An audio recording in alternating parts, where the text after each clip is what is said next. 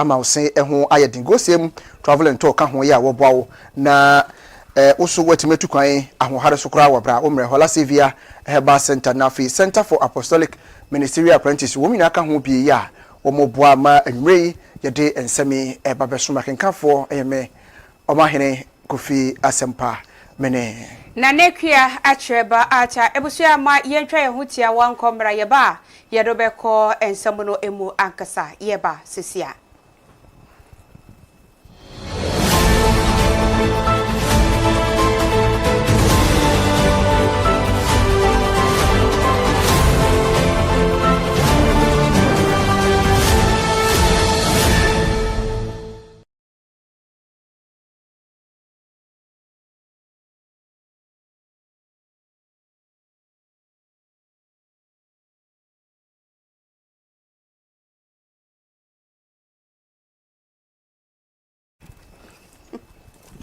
Ewusiama yansa so na yewu akwaba ebra kase yi eso afejebre na kase no enchemu ankasa yemfa ensomo yedo efrase ewo mampani na kache na enei empanifo bomodia ekopie mu ewo na so ye womo ene no ekodi enkomo ni nyina no eye Portugal empanifo bia womo bomodia bepie mu oh my Ghana emu womo ne mampani ekodi nkomo na wakomo twetwe no emu ena mampani di tu dwa sesese yi ede oh my Ghana yani Portugal womo anyonko feda ye ntemu no ye bomodin ahyemu kena ye hye ye saposuo mu dempa se ye no womo ebedi kasubom wo kiremu se ye de ye ho bata womo nioma papa bi wo hono ma yenya ewo womo hodom sanso ena womo so enya bi afri womo ya hanom sei enti no enya de womo ebetu na jejemu anyonko fa ye da ye mienu entemu no wombe bomodia na woma yirimu ahyemu kena na empanifobia ebabepie ye enne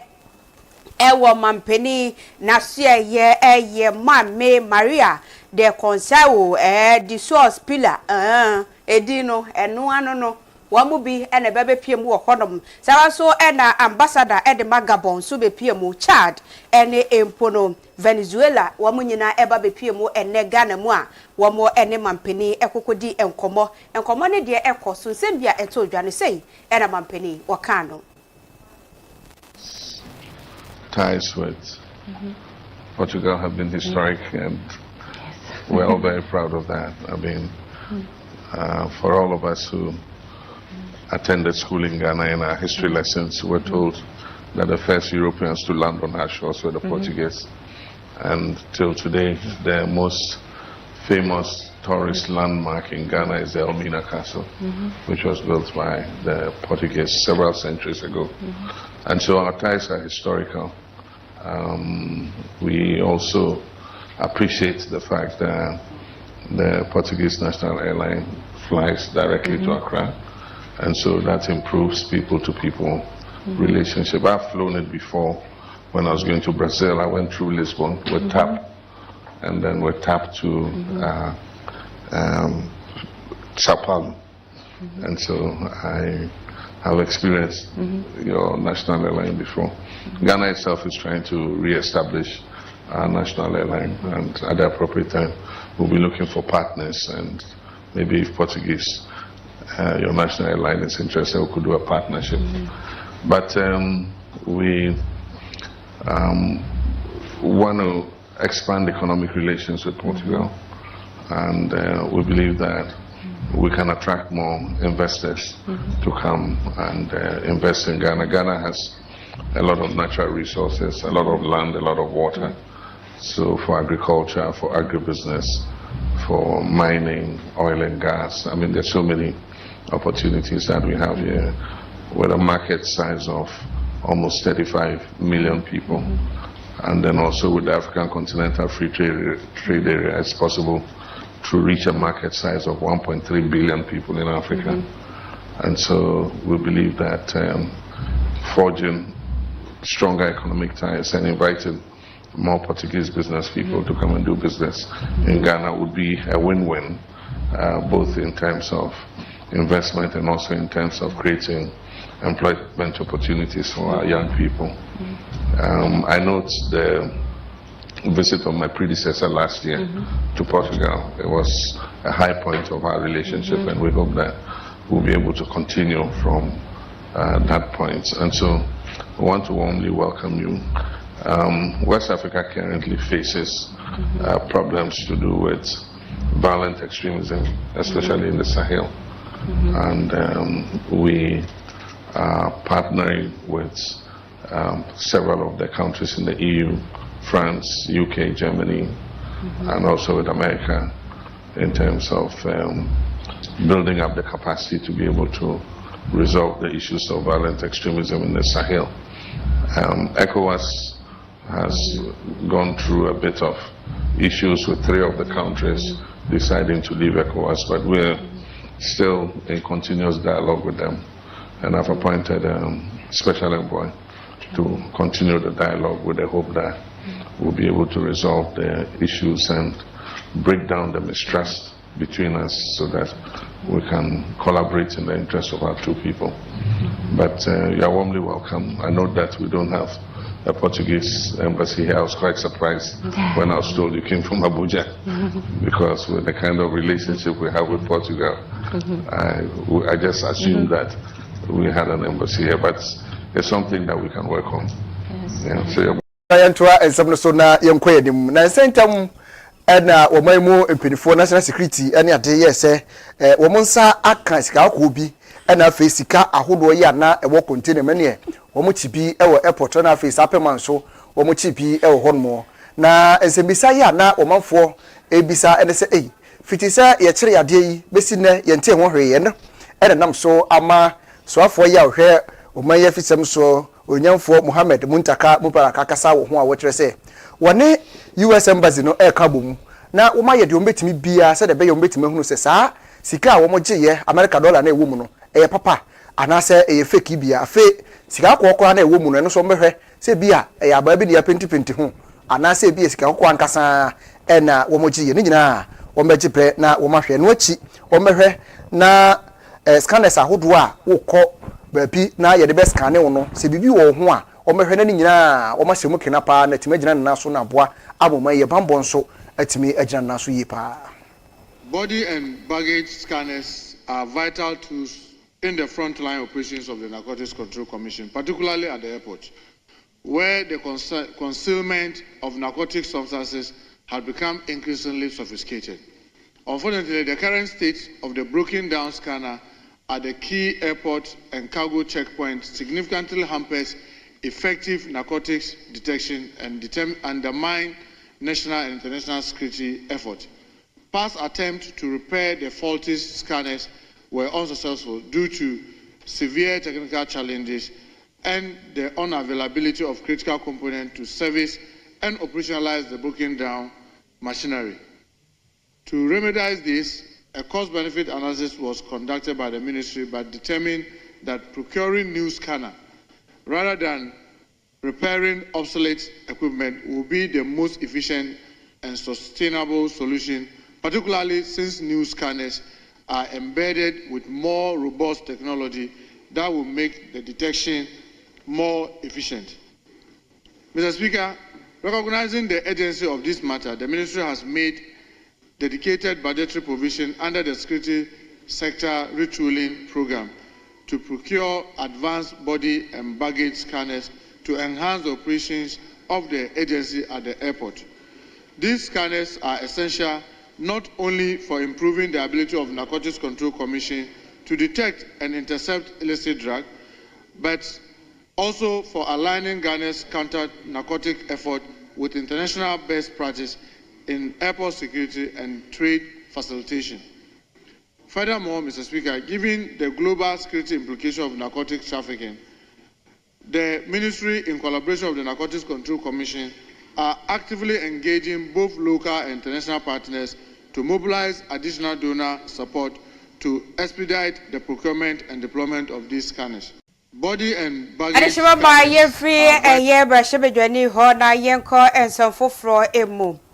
na Denmark Adamusini edema Omaigiana eye ora Tom Norin na wadi atudwa e na wachire bu se sese yi de efiti infie nan a ye bo ne din na wo ba wo man Ghana emu na wo ba besi ne mafo anamu no e ade wo ba ye ade wo hunu pa e wo man Ghana ha no e ye asomdwe wo si asomdwe wo ha no mo papa esanse tukwotnafo a etimi ba wo man Ghana mu no se de Ghana fo etimi ebo modin a egigi wo mani ebo wo mutimi tina ha no mo ekosi bre wo mankasa pe ansana wo mako wo mukuro mu no nyina edi adanse pefese Ghana asomdwe e wa hanom wasi yake bi maminka bi amamuo so egina ne nan so papa yi a daachi bia no sese ye wodi na dwuma aba awieye na wo ba bekoi wo kwa obedi ho adanse e de akire ne mafo se wo mo so hwe na wo mo ensua oman Ghana ne mom Ghana ye bibia koyie akade bako eno a na eye galamse ya etete yen ensese yensuo ene empo enoma hodo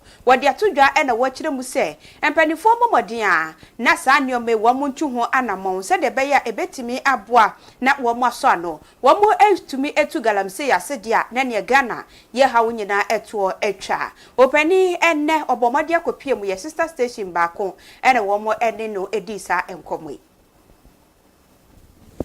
That must have been. It was not actually my first time in Africa. I've been traveling on short visits, but first posting definitely in Africa. And it was a bit of a mouthful, and it was a bit of a shock because I had not worked in as such in an African context. And it was a shock because I had a very hard time getting to know people. Not because you're not good at Akwaba and being welcoming. You are very good at that. But because everybody was wearing a mask. So after a long time, and I'm really talking about half a year, I kept meeting people and they kept saying, "Hi, good to see you again." I was saying, who are you? Because there was all these faces that I didn't see. I just saw a lot of masks. Anyway, I think we got through that. And my remit, well, my first big challenge was one, a professional challenge was that we had decided after 30 years of development cooperation, where we have been one of the largest, although a very small country of less than 6 million people, or just 6 million now, we had decided to phase out our development assistance to Ghana. It had been decided some years before, but it was implemented exactly when I arrived. So my challenge was to manage that situation with a clear wish to maintain a strong relationship between Denmark and Ghana, a strong presence, a high level of activity, but yes, with less donor money, so to speak. And I think we managed that through not least beefing up the commercial side, very difficult during COVID, but nevertheless possible. So we engaged Danish companies, a broad segment of Danish companies, different sectors, but focused also in activities in Ghana, and I think we've done well there. Also, it fit very well with my personal ambition or view that development aid is necessary, but it's not sustainable. It has to be a bridge. The long-term sustainable relationships are entered into by partners who are equal in the sense that they both have something at stake. And that is much better when you talk commercial relations, because there you have a company, maybe another company in this country, in Ghana, or it can be a public entity. That must have been. It was not actually my first time in Africa. I've been. I'm saying to us na yemkoyenim.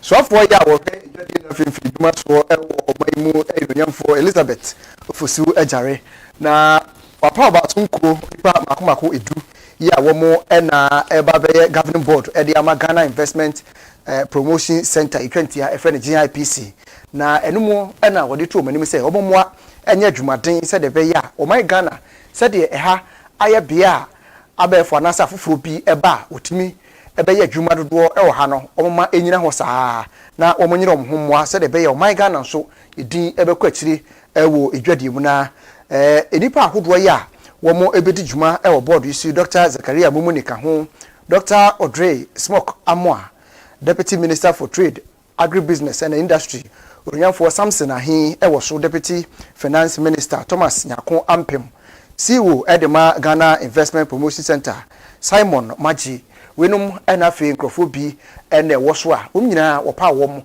de tumi ehye wo msa. For some reason, I know a lot of people on this board, and I can attest to their capacity and what they bring to the table. I will not spend all my time outlining what GIPC seeks to do with the board, but I am confident that you know the mandate of the board for which you have been called to serve, primarily to bring foreign direct investment to Ghana. We are looking at your law again to make it more robust, more effective, and to help you achieve your mandate as reposed in you by Excellency the President of the Republic of Ghana. I congratulate you, wishing you all the best, and hoping that this tenure will be the best ever in the country. I thank you very much. Thank you very much. As a board, we know what our responsibilities are. In this regard, we serve as an interlocutor between the political leadership, the bureaucratic execution, which is the management of the center, the GIPC, and the investment community. We do not take this responsibility lightly.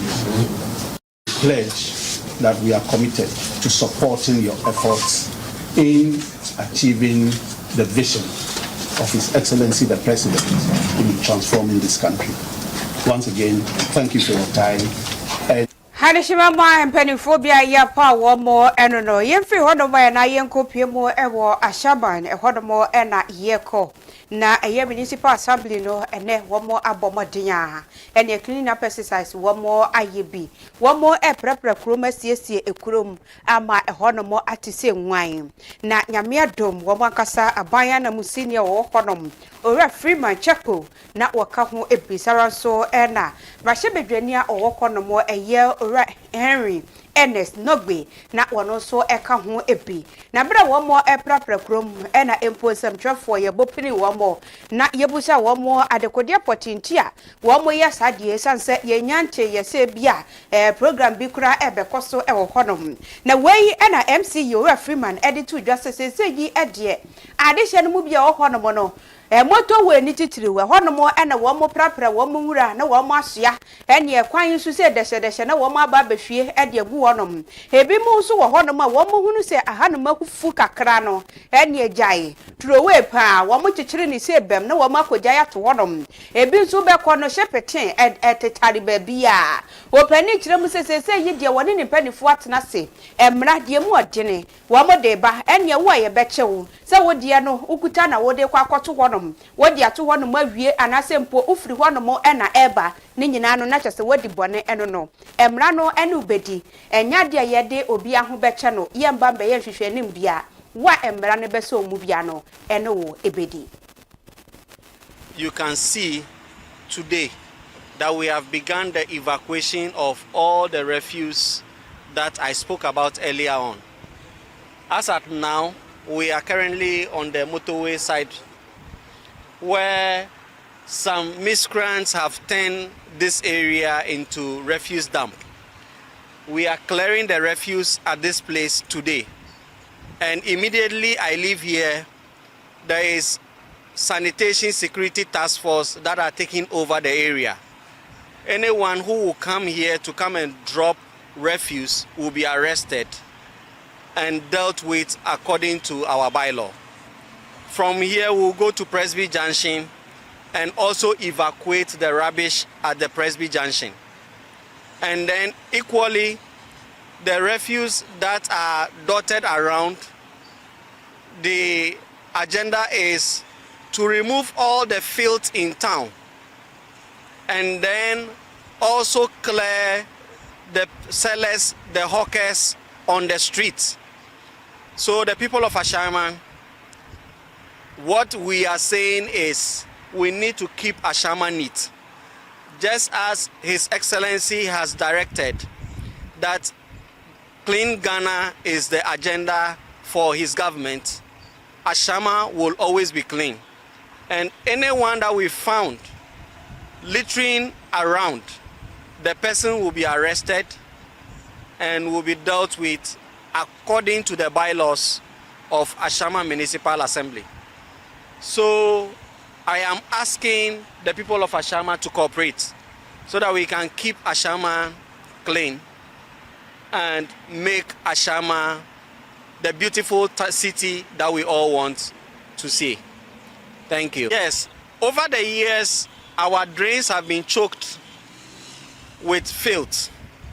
So we want to also remove all the drains so that the drains will be clear. And today we have Uptown Cleaners, and then we have First Aid Ghana, and then we have assembly staff who are undertaking the cleanup exercise from the Ashama Runabout to the Kaketo Junction. What we want to achieve is the drain on that stretch should see the floor of the drain. So we are removing all the debris in the drain so that when it rains, it will flow. And this exercise, today we are using these 3 groups, but in the future we will involve all the citizens of Ashaiman so that we will all be part of the cleanliness of our city. Oversight responsibility of issues in the municipality were sleeping on their jobs, and they were not able to do much for the good people of Ashaiman. Now new government has come, we have new chief executive, and together with the MP, we are trying to clean the whole system. We are trying to clean the whole environment. And we are also trying to decongest Ashama to that effect, so that at least Ashama will be a befitting place for all of us. You know, cleanliness is next to godliness. That is what people say. And so therefore, if Ashama, that we all know as a cosmopolitan community, is gulfed with filth, it also brings about health challenges, health issues to the community. So what do we need to do? We need to do the needful to clear the filth, to make sure that we decongest the environment, we decongest the community, so that that kind of airy environment that would exist from health issues, health challenges, will be something that will happen in Ashama as well. And so all the advice I can give to the good people of Ashama is that whatever we are doing today is a continual process. Today is the beginning, and we'll continue to decongest Ashama. We continue to clear the filth in the community, but be it as it may, they must also do the needful. The good people of Ashama must also do the needful. We must know where to dump our filth. We must know where to dump our rubbish. We shouldn't dump rubbish at any other place, just like that. We know the vantage areas that were created by the municipal assembly. If they were not created in the past, we are going to create it now and make sure that they have vantage positions to dump their rubbish. And so that's the simple advice I can give to the good people of Ashama. They shouldn't also forget that we are in the rainy season.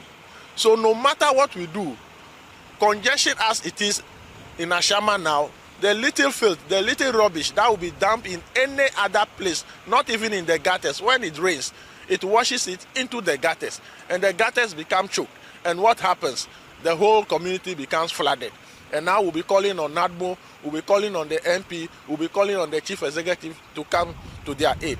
So they should know where exactly to dump their rubbish, so that at the end of the day, I said that's why Jamu ewo ahunidi ho ensem ya emu na yewram ewo Asante Achem North mansini no emu ekura ye frɛ no Agogo na omanfo ya womo ewo ho na womo ne omo aban na musini ya wo ho munyamfo Sara Amoako a asifom asiesie kromu no maprapra kromu pa na eno na munyamfo yi ede tudwa wo kyerɛ sɛ wo hwɛ adwumadi a wo mu di a wato din sɛ operation clean your frontage ebeboa amobia tima prapra na boboa no afei ba bia wudi dwa obetima prapra ho ama kroma ye kama pa san se wo na nsan se de nsuo yi niti na etoto no a ha dwene ahweye na o man sisi kroma ma kroma ante a na akofa yarewa ene de abre wom nam so ama sukufo adwadifo ene kroma ni nyina etisi monten ene anopa ya wo mo boa ye prapra krom ema ngukronim emu etiye kama pa.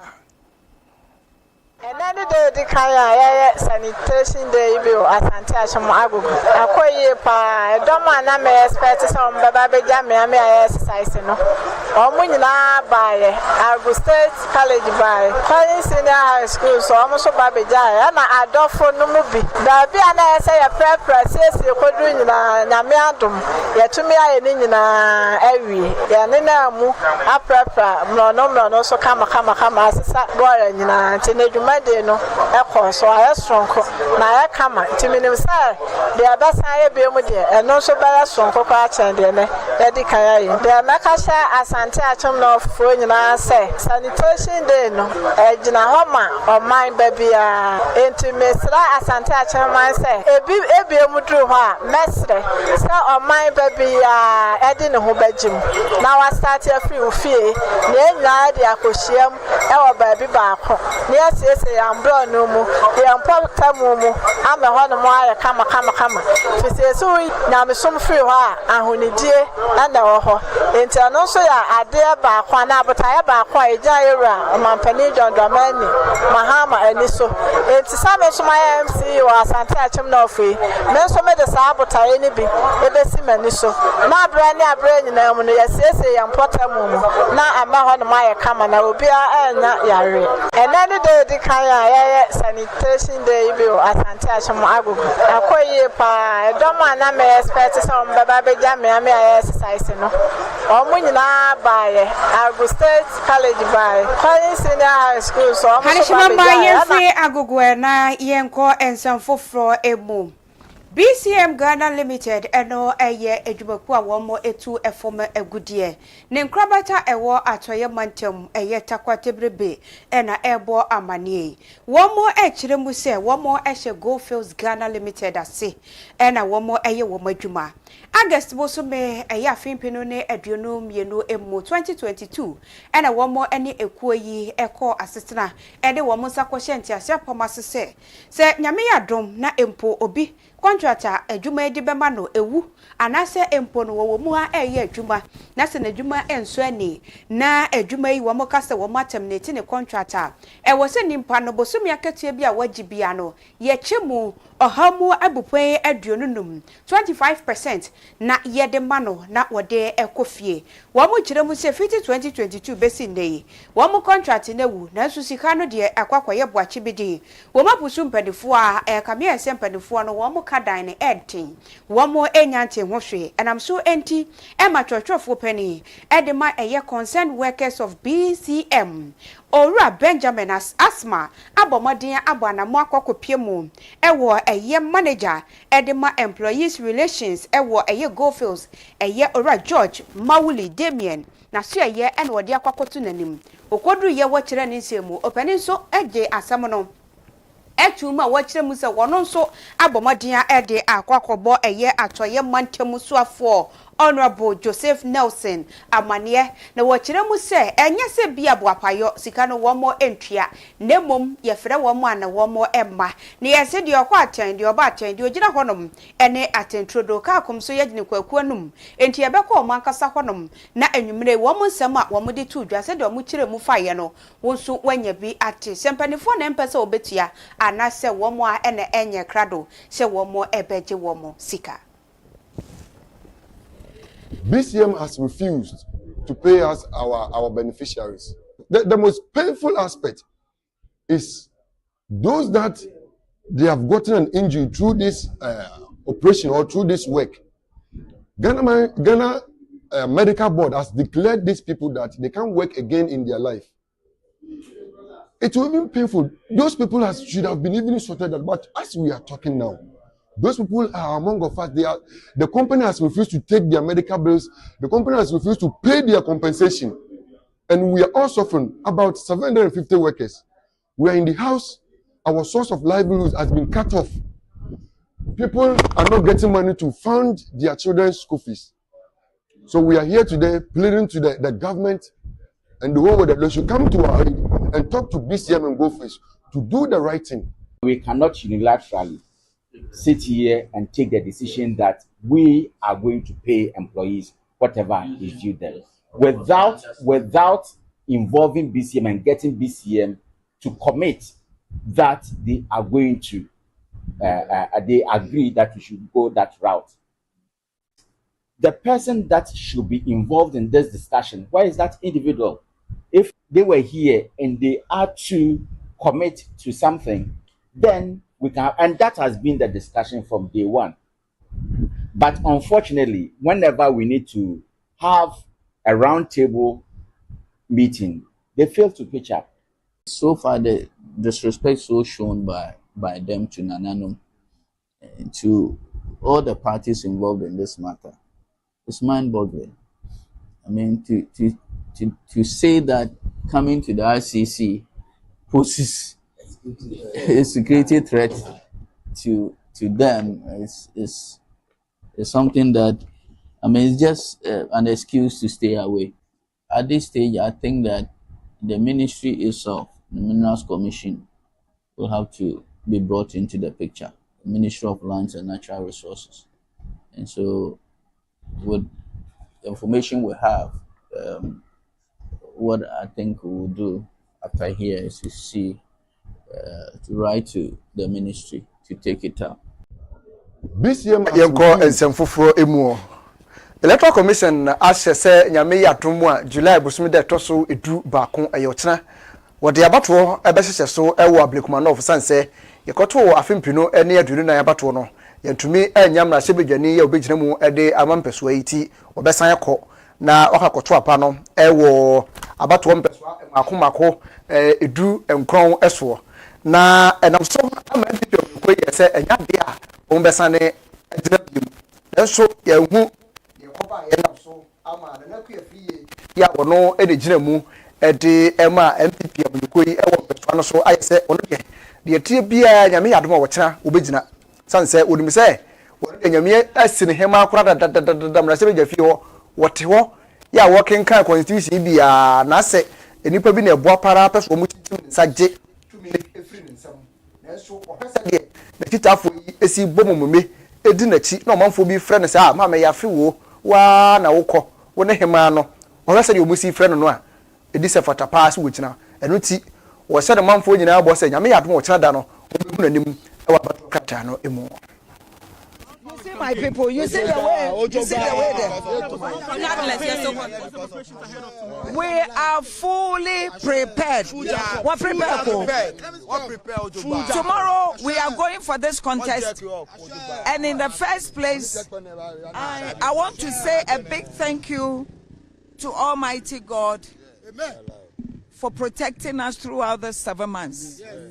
We went for election on 7 December, and I won this election with 34,613. My opponent had 34,199. We collated this thing together. My polling agents, their polling agents, we went through all that. And we have now collated 278 polling stations. Those 278 polling stations, I am leading. I am leading with 349. 349. We were left with 3 polling stations. And then the Electoral Commission came to Parliament, swore under oath that we are left with 3 polling stations. Overnight, we didn't know what happened. And then they said we are going to go back and collate 19 polling stations. Now, what I want to say on or put on record is that darkness can never cover light. I am the light. I am the truth and the light. I walk with gracious God. I keep saying and mentioning God all the time, that you can never cheat me and go scot-free. The Lord is going to talk tomorrow. Justice will prevail tomorrow. I am contesting. I want Ablekuma North. Everybody should hear me and hear my voice. I am contesting this election, and I am coming out victorious because I want that election, and God will ensure that justice prevails.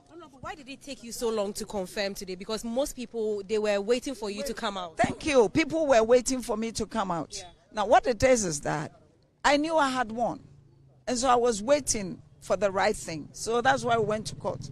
Now, when we went to court, the judge says, look, go and contest, as EC has said. It means I have to step up. Sure. I have to start, campaigning. Sure. And that is obvious. I mean, it's clear that if you had been the one, you will still exercise patience and wait for what the court will say. If the injunction had succeeded, that's fine. Then we'll go back to the drawing table. But now, please let me wait small.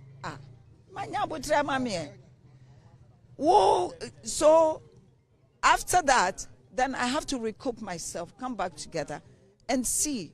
So when I realized that the support is so massive, people were coming here asking me to contest, not to withdraw. They are going to vote for me, and that they voted for me, and so I shouldn't relent. My dear, I won. I am not afraid of anybody. You see my people, you see the way, you see the way there.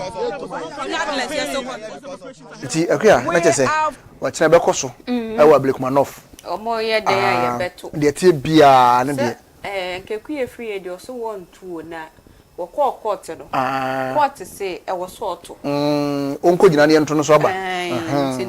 Can make you a beco. What should you Didier wire Shemuse? Bedim Kunim. To wedding Kunimudada. Okay, so I saw what retrieve. Yeah. So China, you're anymore. Here I have some dread. The 20 years. Now, yanking kind of year. And you could feel and I say, and one simple. Aye. Abjama Egina Abdukman Semiso, na in try home. Your bus is here bar. You do call Amahudo soon simu.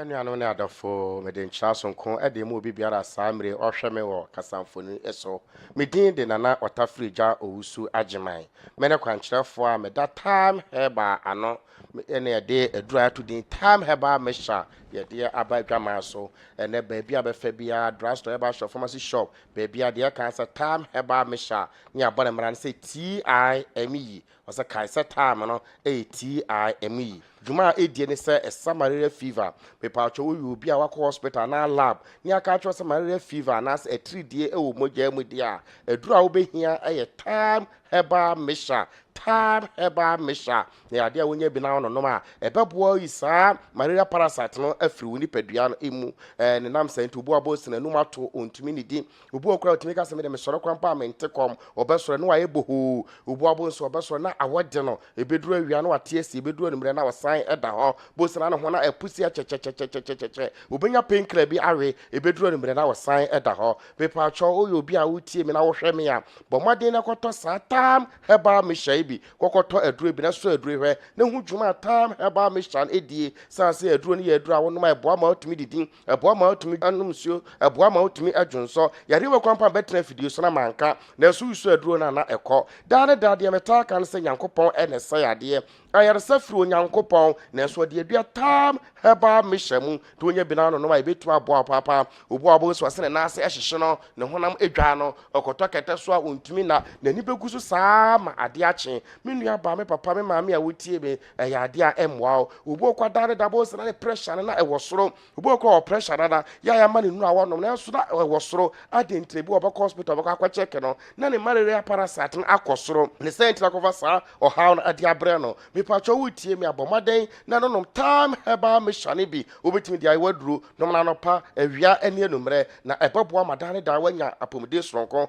emri maame bi ne me kasai wo so on time ba me shan empare woda krokran pa wanum bi se woto akwa no anya bi anom a na no honam yere basabasa sanse no kwasem se de nubra enu tahini ne haha hodo ene ayatwetwum nsuo na de time heba me shano na adwuma edie ne de me pacho esewani ensese e ka kire ho ni nyina ne se wo abeto aduro bi na waso aduro na wo hu dwuma aduro no edie sanse mpanimfoɔ sɛ wiase mu obi bɛkɔ abɛka kyerɛ wa ɛnte sɛ wa ɔkɔ hu san sɛ w'ani sɛm a yɛnse wo prɛka bɔ mmɔden ne bɛwura drugstore herbal shop wokɔ ankasa ma ɛtɔ aduro bi akɛkɛ wokɔ a so pɛ tam herbal mixture obu a yɛka ne sɛ wɔmfa aduro no din ɛntoni tirim wɔbɛkɔ drugstore herbal shop no afei na ɔkɔ akɔkyerɛkyerɛ mu akyerɛ wɔn metesiri obi kasa na wɔkyerɛkyerɛ mu meyadeɛ no paa na wɔka ho asɛm no yɛbɛbusan sɛ yɛ aduro bi ɔsɛ aduro no deɛ mewura firi afei ne akɔfa aduro bi a ne yɛde ama no daa ne da asɛm metaa ka ne sɛ mpanimfoɔ sɛ akokɔ ne mapem a wɔn nyina ne mu pɛ nanso soro obiara ne ntakra na ma akokɔ yɛ kɛse o nanso ntakrabɔ ne deɛ fa nyinam kwatere kwa wobɛtɔ aduro na aduro no ntimi mmoa wo no deɛ ka wantɔ aduro no kora mpo ankɛyɛ ne sɛntra mekamfo tam herbal mixture mekamfo de ama sɛ bɔmmɔden na no nom bi na yɛadeɛ a ɛbɛtu aboa paapa ama wo nso watumi ade wo ho wowɔ akora boarding house ofirifie du mmienu ɛkɔ a wototɔ yɛ ne provision wototɔ nneɛma akɔ akɔma no wɔ school mu no na watɔ tam herbal mixture no bi na wode akɔ akɔma no san sɛ mprɛpie no wɔ fie ne afrɛw ɛna woba no yare o ɛna aba no wayɛ hɔ ya ɛna woba no sɛ ɛka nyame nko anka biribi yɛayɛ no mesrɛ wo nonom tam herbal mixture no bi a wotɔ bi de ma na ɛyɛ adeɛ a ɛbɛtumi aboa no ɛno akyire yɛde yɛ tam HH herbal capsules and after you then a mixture so ye diaba edwama so na ye duro no betuma no capsules so no anase ne mixture no na obi bisa say HH herbal capsules ana ne mixture dwuma be na edie broni ka bi say general well-being na ya kasa na je say nipa efiri wo na se kopomutin onu madura etime boa wo esiesie ho brasses ene red brasses no amada ne dare e ba nya hode soronko na aboa ama ko atia yarewa ahodo me pa cho yo obi a wutie me dane da yare bia baba bia no utumi nya bi dane da no na waye mbre na honam na waye boho a wono no tam HH herbal mixture anasa the capsules su bia e ya ade a ebeboa ama so watumi aden ho me pa cho ye be ma na se wutie me wodwonso na obe mam ehyehyew ensansa na begugu be ma ho a obokura bosina moja na efirimu na eba no no tam HH herbal mixture anasa the capsules no obokura ho abosina honam no ase bibi ne nanam na wana mu na so bro ade nsa kan ohunu hwe obobo sasene di kosua asene trima se kokodwie bi ene namu me patro nom tam HH herbal mixture anasa the capsules no bi ni padodo na na yusu aduro no bi ama danse a wudi fa aduro ho no enya asem ketwa me patro yo oba na se wutie me obo sran so na nsuo na efiri wase na eba obo ha na bosome so a efiri okoro bo se nsuo na egu no obo abo se na enka wom me patro nya tam HH herbal mixture anasa the capsules no bi a ebebo yisa o ha we afiri ho esa beboa ama aware aso emperefo so obanyansane yeburumbe na yenka nasam timpacho yo ba na wutie mi a fatam herbal mixture anase tam HH herbal mixture na capsules ne bi fire waduro na yade a entimi emwa o ebehia masaka wonom tam herbal mixture no na kare tam HH herbal capsules anase ne mixture no eka ho na ebasade a eboa papa emba wapomde ne timi CP isita bowra drugstore herbal shop pharmacy shop ye number egu screen so betimi ahwe na wafrɛ yen number ye 0244 417 669 0244 417.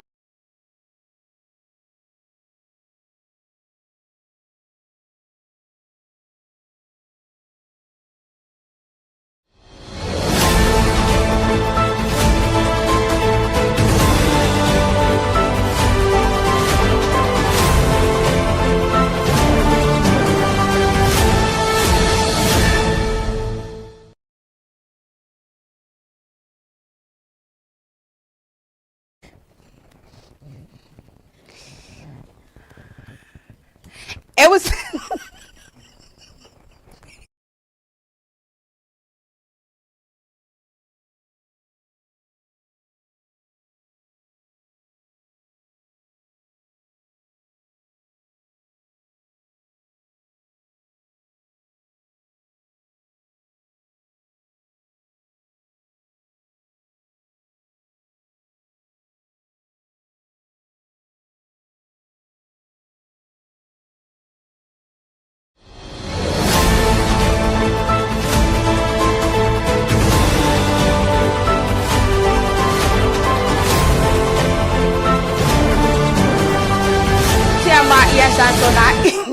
yemu akwaba emra kaseyi eso yemfa enko obi man so ensem emu kofi kwani jansa mako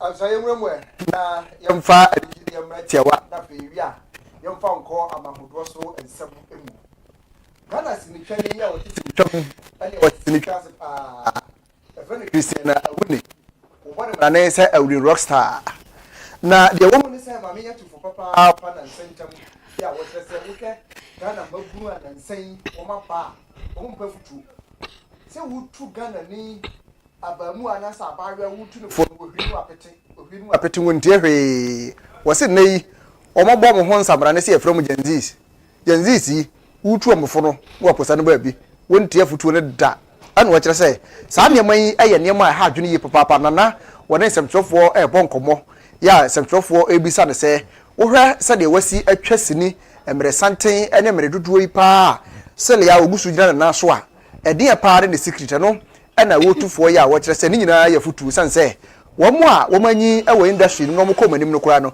wo mo tie futu pa sanse futu de eye na eboa so pa ewo mudwumadie ya wo mu die no ntibra no bia obesere Ghana mabunu ahodo se wo mu ntie futu sanse afutu de eye se yetufo na se wo fa etimi boa wo etenetene wa brabo ema nima nyina koyi pa ni to obesere se afutuo eye enu nti Ghana maburu nyina moa na se yetu bi obi fo a wonhwe na womfa sanse ebema na brabo akotote edi amano Ebushia yenko obi maiso ensam emu yedo eko South Korea ehonomo ena yeko wamo mampeni dada eye December bosumene da etoso miensa ena wade betu dwase empodo wo hwe ndimu na wasesa abanya ewo honom na empo wa ma wamo akosoja aban emu na kyese wono te so de na so no na kyese sojafo ena edi womo so na wei ena ensamu ebetu dwape addition mu bia womo ne wo mrahye bedwam anyem womo de enti enam so ema mampeni eye June sukyu womo bo modia ede no ekotwere abakukum enye 52 days ena okokodi ye ewo honom enam so ema womo kyeremu se ensam no se de womo te ye no eye bimo ena bo womo amane enti womo behwehwem ewunu se eye no kore empo no enya no kore womo kyeremu se opani bosumi nan entem womo agya no se obetimi aye no nuoma na so se de enuoma ekono wamu jane saa anhwa na empo no ebia adansedie bi ewo honom a wobetimi akwakoyi afri honom ententem so entinu na ewo se wo san eche no obiem entimi ne wo kase ene ya wade ya eye wo mampeni dada June eye shukyu wo asai akwakoche na wo kiremu se me ne wo kase wo ede no akwakɔhye afiase honom biem wo kiremu a wo kodam akosise wo beye wo hwehwemu awie esanse wo de se soja ban won be komu die enya de wo mo edi tum ewo honom enti enam so enti ena wo machi wo mo mampeni se ya me ne wo kase yi ede eye mampeni li eye jamun wono ena wo mo edi no esiso se eye South Korea wo mo mampeni a wo hwe ama bibibia akoyi wo mo mampeni dada de wo mo kiremu se wo bedade wo mo akosoja ban mu wo mo empe enti wo mo edi no akọ efiase Alishima mana yebejina obi manso ensam yi emu na ensama yebobo ano enanwumre no yede esi ewa hanum sei asida enkonfama enagad medicated toothpaste go same travel and to Hola Savior Herbal Center for Apostolic Ministerial Apprenticeship Saranso enagad medicated toothpaste Eden Hills for eka ho ebi enwumre wo mo aboye chidom asoyase kama ena yede ensamwe aba besumo ene enwumre akenkafo eyeme na nekua atweba acha mene Omahene Kofi Asempa hedewase emamo enehwe